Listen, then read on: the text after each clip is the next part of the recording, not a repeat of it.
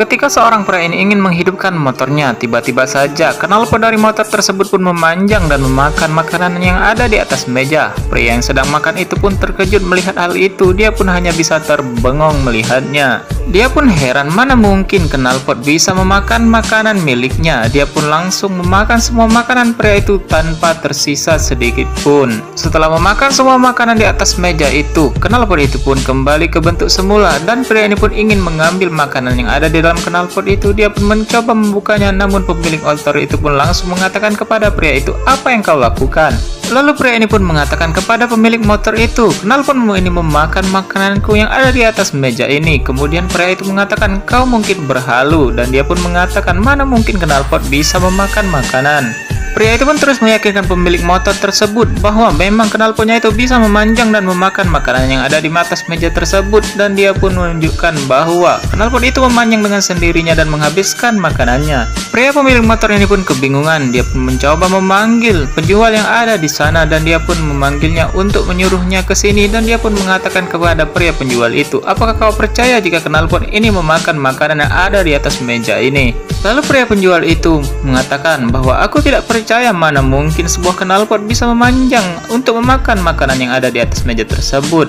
Dan pria itu pun mengatakan, "Mana mungkin, kau mungkin berhalus saja," ungkap pria pemilik motor itu. Karena tidak ada bukti yang bisa menunjukkan bahwa memang knalpot itu bisa memanjang, pria itu pun langsung pergi dari sana dan meninggalkan pria yang sedang kebingungan tersebut. Dia pun kemudian mengecek kembali piringnya yang sudah habis dimakan oleh knalpot itu.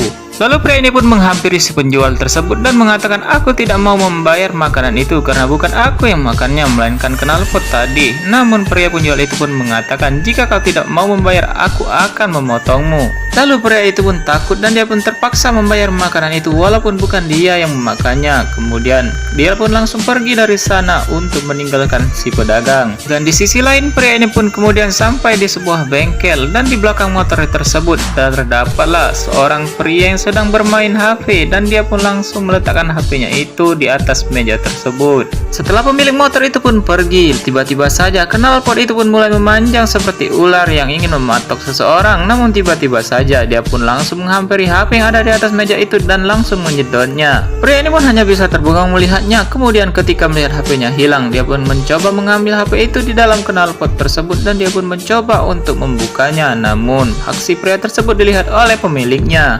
Lalu pria pemilik motor itu pun mengatakan, "Apa yang kau lakukan di sini? Mengapa kau menarik-narik knalpot motorku?" Pria itu pun mencoba menjelaskan bahwa knalpot memanjang seperti ular dan mematok HP-ku sehingga HP-ku pun ditelan olehnya. Pria pemilik motor itu pun mengatakan, "Mungkin kau berhalusinasi